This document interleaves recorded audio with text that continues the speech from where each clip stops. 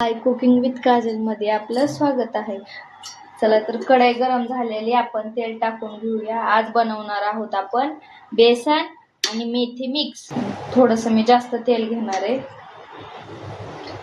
तेल गरम झालेले, लसूण टाकून घेऊया. त्यानंतर जिरं, मेथी मी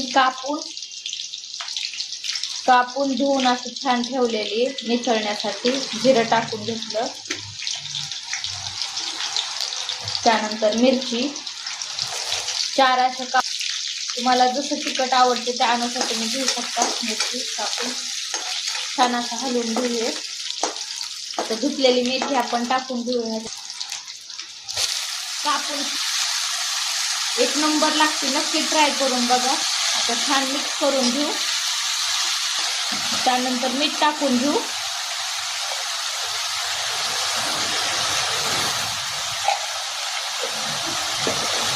छान मिक्स करून घेऊ.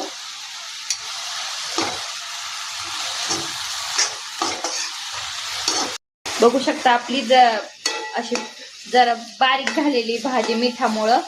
आता त्याच्यामध्ये वरून आपण बेसन मिक्स करून घेऊया. चमच्याने थोडं थोडं टाकून घ्यायचं आणि मिक्स करत राहायचं थोडं थोडं.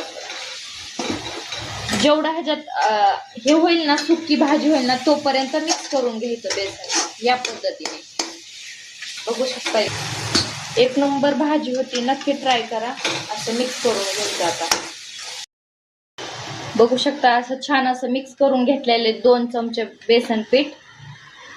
आता ह्या थोडीशी हळद टाकली मी किंचित, थोडस कलर साठी, नाहीतर नाही टाकली तरी चालती. ते खूप असं हलवून घेतल्यामुळं बेसन असं छान असं मेथीमध्ये फ्राय झालंय. बघू शकता, मेथी मिक्स बेसन खूप छान लागते. एकदा नक्की ट्राय करा. बघू शकता अशा पद्धतीने हलवून घ्यायचं आणि थोडस वरून तेल टाकायचं, कारण कधी कधी मेथी पण कडू लागते भाजी केल्यानंतर खाताना. तर असं वरून तेल टाकल्यामुळं कडू लागत नाही आणि टेस्ट छान येतो. एकदा नक्की ट्राय करून बघा ही टिप. आता आपली भाजी झालेली रेडी. आपण आता प्लेटीत घेऊया.